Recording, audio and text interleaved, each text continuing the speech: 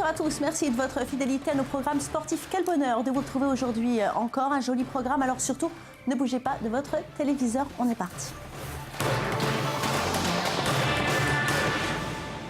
Et cette semaine a été marquée par une tragédie. 3 étoiles du sport français nous ont quittés. 3 athlètes issus de 3 disciplines différentes qui sont malheureusement partis trop tôt. Florence Artaud, Camille Muffat ou Alexis Vastine, une navigatrice de légende, une nageuse médaillée olympique et un boxeur dans la force de l'âge. Le monde du sport est donc en deuil et accuse le coup après ce crash d'hélicoptère qui a coûté la vie à 10 personnes au total. Le portrait de ces 3 sportifs d'exception avec Lise Parimbo. 3 gloires du sport français se sont éteintes aujourd'hui et le monde du sport est en deuil. 3 grands noms, Florence Artaud, Camille Muffat et Alexis Vastine. 8 Français ont trouvé la mort dans un accident d'hélicoptère qui a fait 10 morts au total sur le tournage d'une émission de télé-réalité produite par la chaîne TF1. 2 engins sont entrés en collision à Villa Castelli en Argentine. Les réactions se sont enchaînées toute la journée. J'ai forcément aujourd'hui une pensée pour ces 3 champions qui, hélas, ont fait un moment briller leur pays et aujourd'hui sont morts. Florence Artaud, la petite fiancée de l'Atlantique qui a remporté en 1990 la plus prestigieuse des transats en solitaire, la Route du Rhum, était une des stars de la voile française. À 57 ans, ce personnage haut en couleur et à la langue bien pendue a inspiré de nombreuses autres navigatrices françaises. En 2011, elle avait failli mourir après être tombée de son bateau en pleine nuit au large du Cap Corse. Le boxeur Alexis Vastine, 28 ans, a aussi perdu la vie. Ses plus grands succès, la médaille d'argent au championnat d'Europe amateur à Moscou en 2010 et 4 victoires en championnat du monde militaire entre 2008 et 2014. Ses larmes aux JO de Pékin et de Londres avaient ému la France. Éliminée par 2 fois pour des décisions d'arbitrage controversées, malgré ces 2 déconvenues olympiques, rien n'avait entamé son rêve de monter sur le podium suprême. Il se préparait déjà pour les JO de Rio 2016. Camille Muffat, championne olympique de natation de 25 ans, est aussi décédée cette nuit. Une athlète discrète qui a marqué l'histoire de la natation française avec son triomphe à Londres en 2012. L'or en 400 mètres libres, l'argent sur 200 mètres libres et le bronze sur le relais 4 x 200 mètres libres. Repérée en 2005, elle a alors 15 ans et bat la star incontestée des Bleus, Laure Manodou. En juin 2014, elle crée la stupéfaction en annonçant sa retraite sportive à l'âge de 24 ans. Fatiguée du quotidien de sportifs de haut niveau. Quelques jours avant la tragédie, la jeune femme partageait encore des photos du tournage de l'émission. Et départ pour le Moyen-Orient à présent. Dubaï est connu pour sa démesure, ses buildings pharaoniques, mais pas pour son désert. Et pourtant, les dunes de sable constituent une grande partie du territoire du Petit Émirat, loin de la jungle de béton, d'acier et de verre. Les habitants de Dubaï vont se ressourcer au milieu de nulle part. Ils organisent des excursions en 4x4 pour trouver refuge dans la quiétude du désert, loin du tumulte de la cité-État. Le désert connu pour ses paysages, sa sérénité, une des destinations favorites de ceux qui cherchent à vivre un moment hors du temps. Regardez. Dubaï et sa ligne d'horizon faite de gratte-ciel, dominée par Burj Khalifa, la tour la plus haute du monde avec 828 mètres. Mohamed Iqsahan y est agent immobilier. Pour s'évader de la jungle urbaine, il prend son 4x4 et part vers le désert. En groupe, ils se réunissent à la sortie de la ville.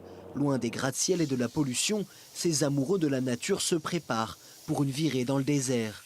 Première mesure de sécurité, dégonfler les pneus pour garantir une adhérence dans le sable. En convoi, les voitures restent ensemble, notamment pour céder si un véhicule est ensablé. Une situation parfois délicate, mais qui fait partie du plaisir de circuler au milieu de ces dunes. Et pour garantir des escapades en bande, ils se retrouvent sur Internet. Un des sites, Abu Dhabi Offroaders, réunit 5000 amateurs.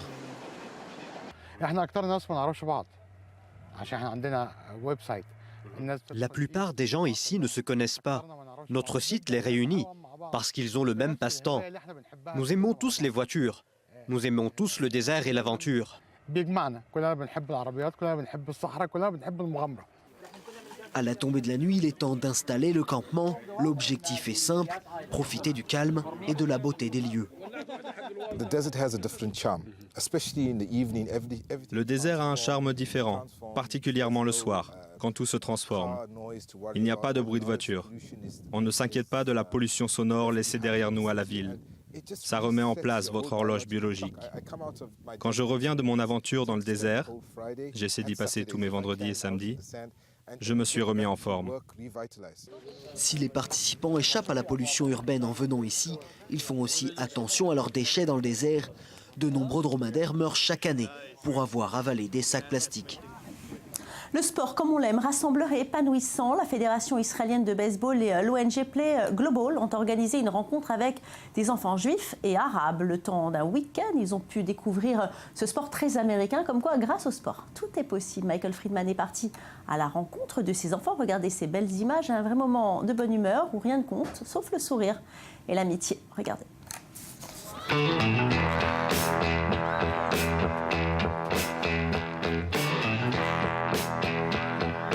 Le sport a toujours été un outil vital du rapprochement des gens. Si le baseball n'est pas le sport fétiche des Israéliens, c'est un bon moyen de réunir les Arabes et les Juifs. Le programme Baseball Lekoulam, aussi connu sous le nom de Baseball pour tous, est une initiative lancée conjointement par l'Association israélienne de baseball et l'organisation Play Global, un organisme à but non lucratif qui enseigne le baseball à des jeunes qui vivent dans des zones de conflit. 30 adolescents âgés de 12 à 14 ans sont venus de Ramleh et Modine pour participer. Pour beaucoup d'entre eux, c'est la première fois qu'ils disputent un vrai match. Le directeur national du baseball en Israël, Nate Fish, pense que c'est l'opportunité de fournir à ces jeunes une expérience commune à travers une simple rencontre sportive. Je pense que dans les fondamentaux du baseball, il y a des valeurs que d'autres sports n'ont pas. C'est un sport qui nécessite du respect, il faut gérer l'échec et le surmonter avec son équipe. Il y a beaucoup d'outils pédagogiques que nous pouvons utiliser pour apprendre des choses aux enfants. Les enfants arabes et juifs sont dispersés dans des équipes mélangées pour apprendre les bases du baseball. La formation se concentre sur les règles fondamentales de ce sport, mais aussi sur l'esprit sportif. Les enfants sont guidés tout au long du processus afin d'en apprendre un maximum sur cette nouvelle discipline. Play Global a pour but de développer le travail en équipe et de fournir aux enfants un terrain sur lequel s'amuser. Le directeur exécutif est particulièrement satisfait du rapport instantané qui s'est créé entre les enfants. Ça a été génial, nous avons joué pendant 2 heures. Comme vous pouvez le voir, beaucoup de sourires autour de moi. Ils ont appris à jouer ensemble, ils ont appris à perdre ensemble et à gagner aussi. Nous nous sommes beaucoup amusés et j'espère que cela va permettre de créer des liens entre eux.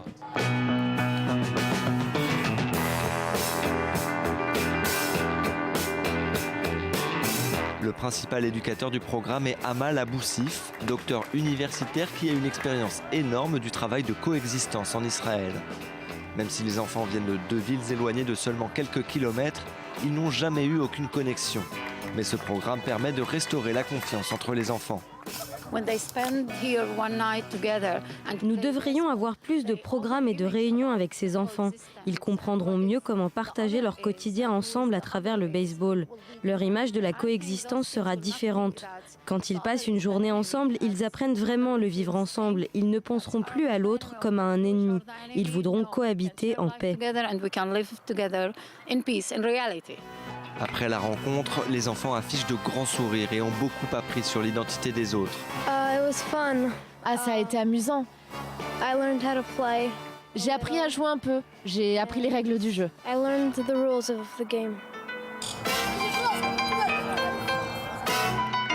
Le futur d'Israël est entre les mains des enfants. Ce genre de programme qui permet la rencontre est l'une des meilleures solutions pour préparer la paix. Le baseball peut aider à ce projet. Le passe-temps préféré des Américains va peut-être devenir un instrument de paix pour les Palestiniens et les Israéliens. Et on parle souvent de l'internationalisation du football et du basket, mais d'autres sports frappent également au portillon de la mondialisation. Et parmi eux, le vélo avec Christopher Froome comme porte-étendard. Je vous rappelle que le vainqueur du Tour de France 2013 est kényan de naissance. Le cycliste africain se réveille pour la première fois de l'histoire. Une équipe africaine va participer au Tour de France en juillet 2015. Elle se présentera au départ d'Utrecht avec des ambitions modestes, mais avec la conviction d'être l'avant-garde d'un cyclisme africain bientôt prêt à conquérir le monde. Regardez. Pour ces coureurs, cette année, l'échauffement n'a plus la même saveur. La pression est montée d'un cran. Tous espèrent être l'un des 9 coureurs qui iront se mesurer aux stars du cyclisme en juillet. Car leur équipe MTN Kubeka est la première équipe africaine de l'histoire à participer au Tour de France. Pour les organisateurs de l'épreuve, c'est évidemment un message d'ouverture au monde. Mais les entraîneurs sont convaincus que leurs athlètes seront à la hauteur. C'est du marketing intelligent, mais je pense aussi que nos coureurs qui participeront au Tour de France seront compétitifs. Ils ont montré qu'ils étaient bons lors du Tour d'Espagne, donc je ne pense pas que ce soit un problème. C'est bien, je pense que ça va faire monter le niveau du cyclisme en Afrique. L'équipe comporte des coureurs européens les plus expérimentés, mais elle compte aussi plus de 50% de cyclistes africains, venus notamment d'Érythrée, d'Éthiopie ou d'Afrique du Sud, où ils sont basés. C'est la plus renommée des équipes africaines grâce à plusieurs années d'investissement sur le continent. Douglas Ryder, le manager de l'équipe, n'envisage pas le maillot jaune, mais il espère que ses recrues gagneront quand même des étapes. Nos coureurs africains sont de bons grimpeurs. Ils sont très jeunes, très légers, très forts. Ils peuvent monter les côtes facilement, donc l'équipe se reposera beaucoup sur eux dans la seconde partie du Tour de France, dans les montagnes. Et pendant la première moitié, nos coureurs européens mèneront l'équipe dans les courses classiques sur les pavés en France et en Europe du Nord, pour faire le mieux possible là-bas. Kimani Dlamini fait partie des espoirs de l'équipe. À cette course, le championnat national contre-la-montre des moins de 23 ans, il a terminé deuxième. Mon espoir pour l'avenir, c'est aussi d'aller au Tour de France un jour. C'est mon plus grand rêve. Et aussi les Jeux Olympiques peut-être. L'invitation au Tour donne un nouvel élan et beaucoup de motivation à cette jeune équipe. Tous espèrent être les pionniers d'un tournant africain dans ce sport qui se mondialise déjà à toute vitesse. Et football à présent, gros plan sur le Barça. Le Barça comme on l'aime. Les hommes de Luis Enrique sont de retour en tête du championnat espagnol, qualifiés en finale de la Coupe du Roi. La Ligue des Champions semble aussi plutôt bien engagée. Ce mercredi, il joue contre Manchester City avec de fortes chances de se qualifier. Luis Suarez déploie la pleine mesure de son talent. Quant à Messi et Neymar, ils continuent de nous faire vibrer. Le reportage de Lise Barenbaum. Le Barça vient de signer une semaine exceptionnelle. Il ira en finale de la Copa del Rey grâce à sa victoire contre Villarreal et vient de terrasser le Rayo Vallecano 6-1 en Liga. Déjà vainqueur 3-1 à l'aller, le Barça s'est qualifié pour l'ultime étape de la Coupe du Roi en s'imposant sur le même score mercredi à Villarreal. Le milieu Sergio Busquets est sorti pendant le match sur blessure. Le club catalan jouera donc le titre face à l'Athletic Bilbao fin mai. Malgré cette belle victoire, l'état-major blaugrana ne semble pas focalisé sur cette compétition. Nous allons jouer la finale contre un rival dangereux. Nous commencerons à y penser quelques jours avant. Pour le moment, nous ne sommes pas concentrés sur la Copa del Rey. Nous mettons toute notre attention sur la Liga et sur la Ligue des Champions. Ce sont les deux compétitions pour lesquelles nous devons nous battre et remporter le titre.